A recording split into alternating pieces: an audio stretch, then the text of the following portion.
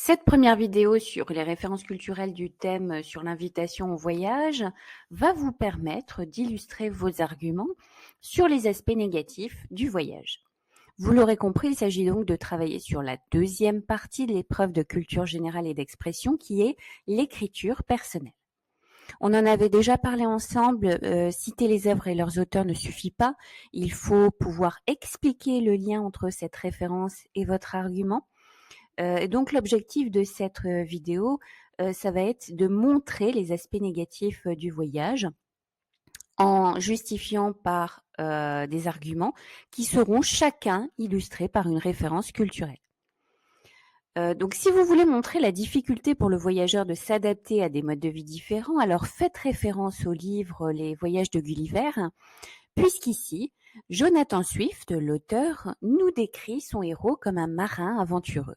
Et pourtant, au fur et à mesure de ses périples, on se rend compte qu'il devient peu à peu désabusé par ses découvertes et qu'il a du mal à chaque fois un peu plus à s'adapter au monde.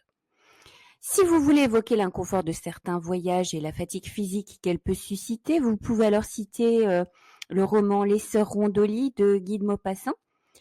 Ici, Maupassant qualifie le fait de changer de place comme une action inutile et fatigante, puisqu'il illustre son propos en évoquant l'inconfort des nuits en chemin de fer et en décrivant aussi le sommeil qui est secoué dans les wagons avec les douleurs dans la tête et les courbatures dans les membres.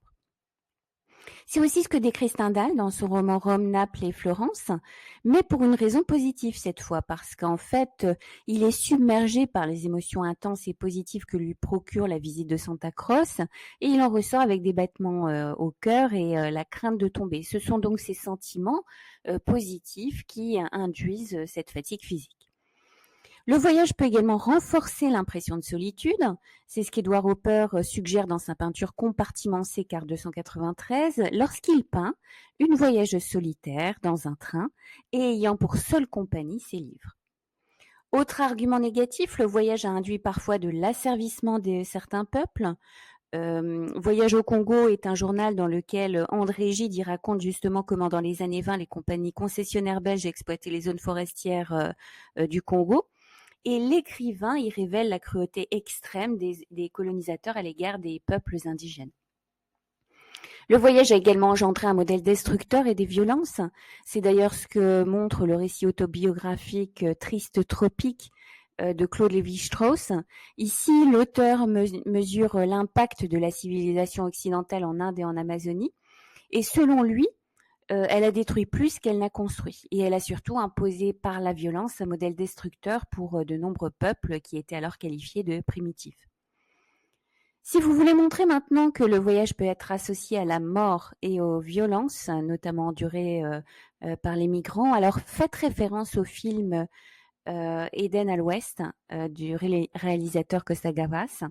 Ici, Elias est un jeune migrant qui trouve refuge dans un club de vacances et qui parvient à échapper à la police des frontières, mais peu à peu, il assiste à une chasse à l'homme dans ce club qui devient alors une prison. Toujours dans les arguments négatifs, le voyage peut avoir des conséquences sur l'environnement. Dans le livre Le chemin vers l'écotourisme, Jean-Pierre Lozato dénonce les projets touristiques comme étant des prédateurs d'environnement.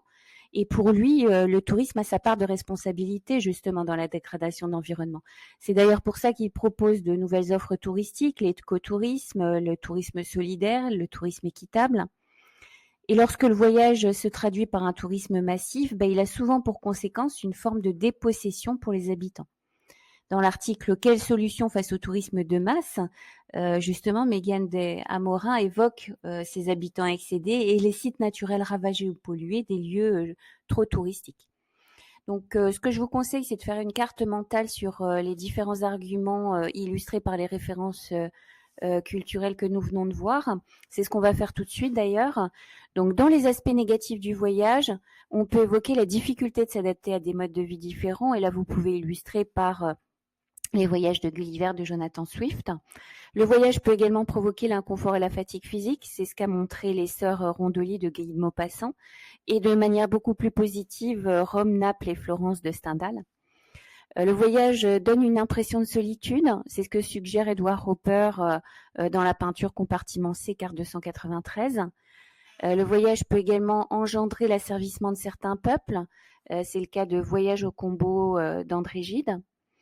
Il peut devenir un modèle destructeur, notamment avec Triste Tropique de Claude Lévi-Strauss, et peut être associé à la mort et aux violences. C'est ce qu'a montré Costa Gravas dans Éden à l'Ouest. Le voyage peut avoir des conséquences sur l'environnement. C'est ce qui est traité dans Le chemin vers l'écotourisme de Jean-Pierre Lozato. Et il peut provoquer aussi des altérations des lieux trop touristiques et déposséder les locaux. C'est ce qu'a montré l'article « Quelle solution face au tourisme de masse » de Mégane Dermorin.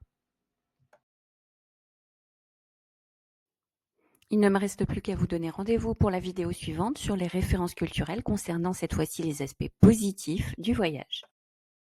Created using Powtoon.